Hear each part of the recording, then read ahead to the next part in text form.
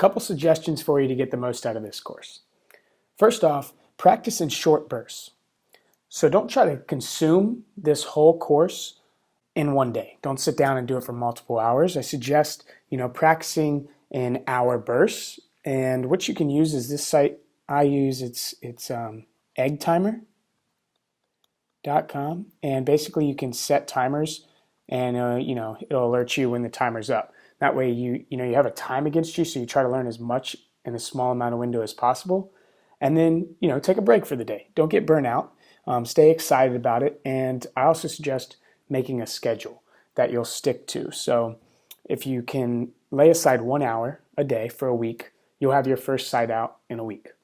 Number 2, go through the course one time with me and write in the code. That way you can see all the nuances of typing in the text editor. Because, if you forget like a certain caret or a comma or something, it can really change the code and mess up. And you'll start to become familiar with the strictness of writing in the code. But also don't worry, because it's not going to be that hard.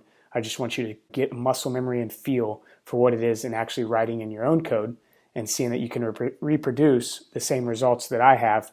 And then once you do that, and you've completed the course, then you go in and make your own site. So you have this project that you love, this site idea. Maybe you want to create a site for yourself, or a business idea you want to test it.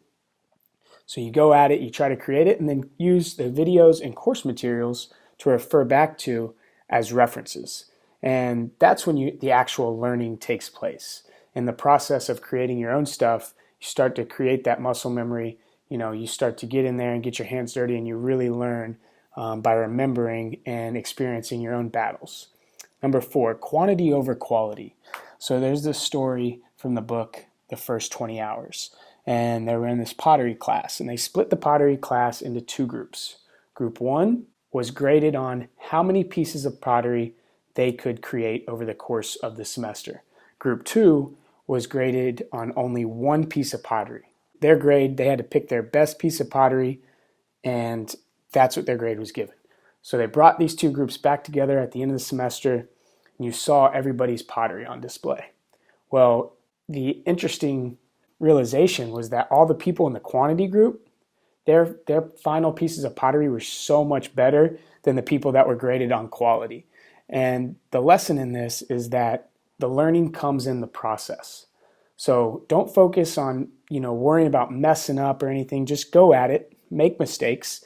You can easily go back and fix them. That's one thing I really want you to think about in this course. Don't worry about messing up, make mistakes. And then just to hit this home again, repetition, repetition, repetition. Keep practicing, keep building sites. The more you do, the higher the quantity, the more this will become second nature, and you'll be busting out top quality sites in no time. It's really not hard. It just takes, repetition and practice. So good luck with the course, guys. Let's get started in making our first website.